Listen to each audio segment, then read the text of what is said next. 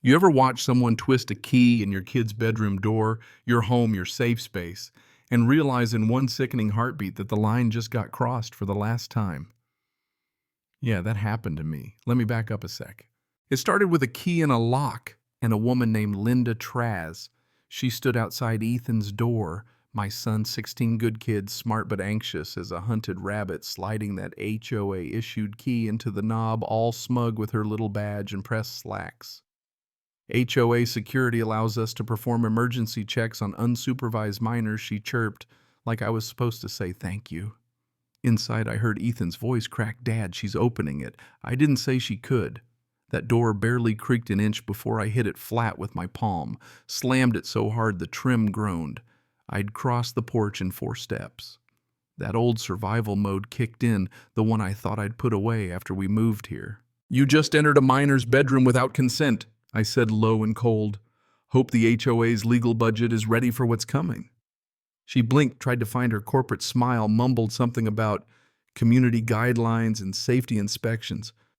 But if you've ever looked someone dead in the eye and thought, not my kid, not my house, not one more time. You know why I drew that line. I wasn't always like this, but I'd seen what happened to quiet people who let things slide. Never again.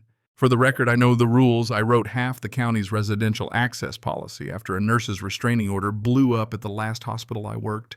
I'm Brandon Maddox, widower, cybersecurity consultant, and father of a boy who checks his locks 3 times every night because of what happened 4 years ago, a break-in some punk through the bedroom window. My wife, Leah, when she was dying, made me promise I'd find Ethan a place where he could sleep without fear, where nobody crossed that threshold without his say-so. So, yeah, I went overboard, triple secured networks, encrypted streams, motion-triggered uploads, cloud backups on everything. That blue glow in Ethan's window, that's not decoration. It's a panic button in a trap. Linda finally dropped the knob, and her big argument was, if you just filed your Q2 lighting fixture declaration, this wouldn't be necessary. I swear these people weaponize paperwork. Ethan had tricked out his PC with blue LED strips set the windows to match.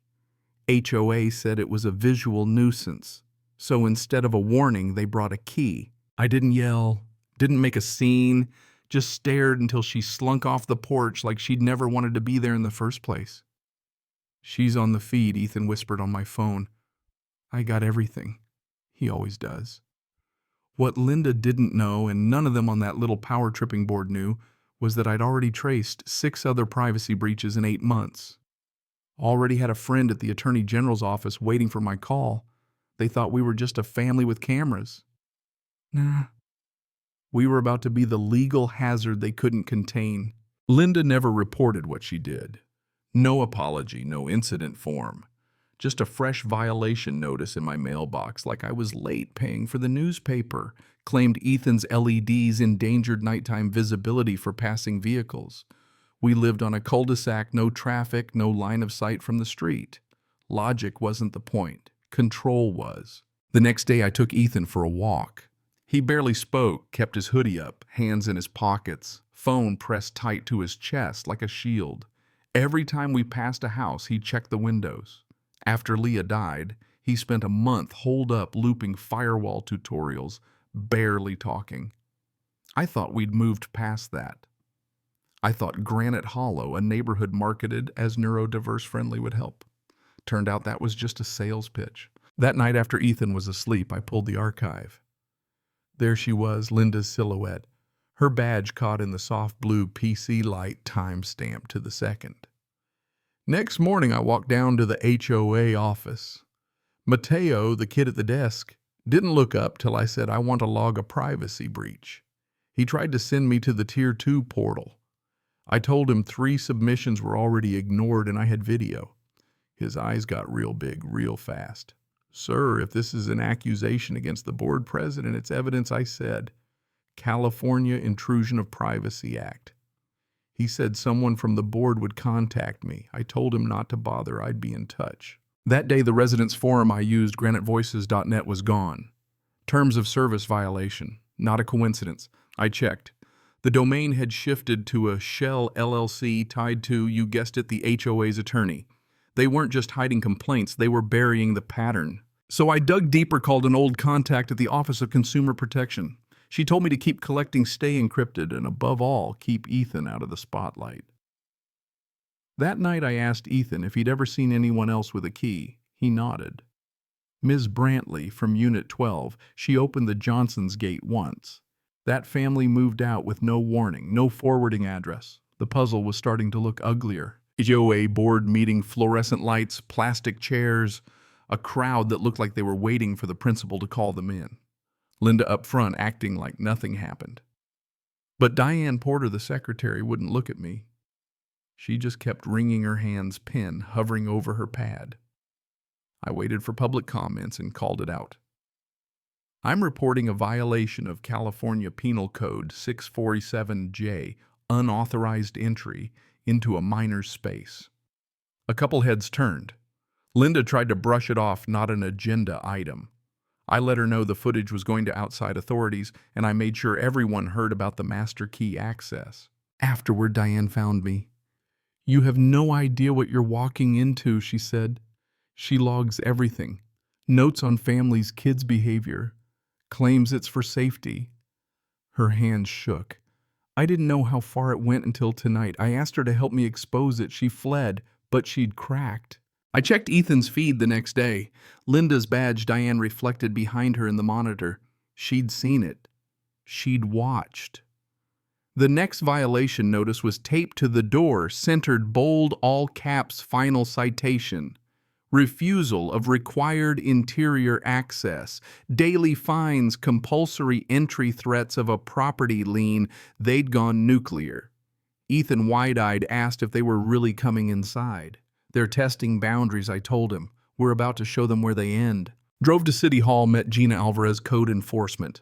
I laid out the evidence, unauthorized entry, fake authority city records, showing the HOA's security protocol didn't allow interior inspections. They're bluffing, Gina said. Most people don't know. I told her I could document everything, video logs, even a board member witness. She told me that would move things a lot faster. That night, 2 HOA volunteers circled my house, clipboard patrol, glaring at my cameras. Next day, another notice, unapproved surveillance fixtures, subject to removal. They wanted a war, they got one. By 2 a.m., I had a digital map of Granite Hollow's network traffic up. The HOA systems were sloppy, overbuilt, under-encrypted. I found a hidden log labeled Observer Stream Feeding Device IDs, camera access, and MAC addresses into a folder called Child Safety Flagged. Linda's login was everywhere. Ethan's username, 12 entries. They weren't watching for violations, they were watching kids. I screenshot everything, pinged my contact at the state. Forwarded all she said. This is out of HOA jurisdiction. Formal complaint.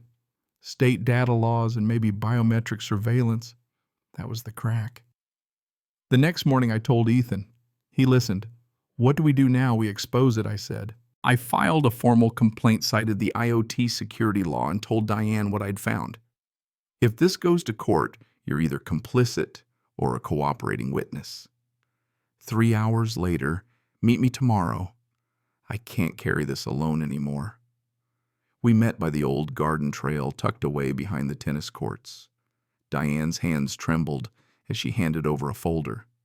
Linda called it protective profiling, she whispered. If we flagged tech setups, we could stop dangerous behavior before it spread. I asked, you mean teenagers with lights and games? She nodded. Inside her folder, dated signed notes, entries about Ethan the Johnsons, even Samir's kid with a telescope. Profiles. She called it community integrity, Diane said. But I wanted to keep my home. She gave me a flash drive, every email Linda ever sent. They're all backed up, including the ones about Ethan. I felt sick. This isn't just overreach, it's harassment. Diane agreed, finally ready to fight. Back home, I built the case like a firewall. 3 drives, 3 jurisdictions, 3 layers of encryption.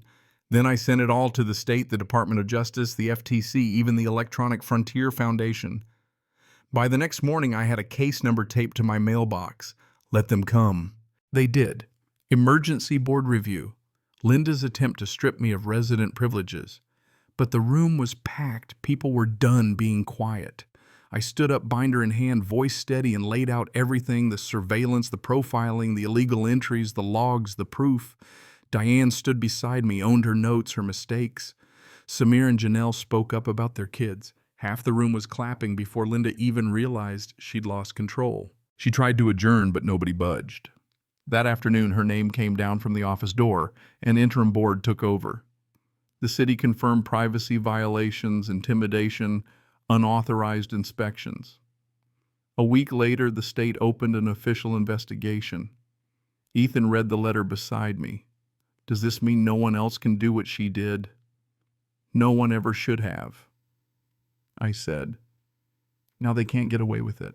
At the new board's first meeting, I watched from the back as Diane read the motion: repeal the master key policy, destroy all surveillance logs. It passed no argument. I didn't want a seat at the table. I just wanted the abuse to end. That night I sat with Ethan on the porch, blue lights glowing behind his curtains again. No more threats, no more fear. Thinking about upgrading the tower, I asked. He nodded, a little smile playing on his lips. For the first time in a long while, the neighborhood felt normal, like the world might actually turn the way it should. So if you're listening and you've ever had to fight back against a system that thought it could bully you into silence, don't give in. Stand your ground. Keep your evidence. And remember, sometimes all it takes is one person who refuses to blink. Now, I want to hear from you. Have you ever taken on an HOA? Ever had to draw the line for your family's safety? Drop your story in the comments. Tell me where you're watching from, and let's remind these power trippers: the days of unchecked authority are over. Your voice matters.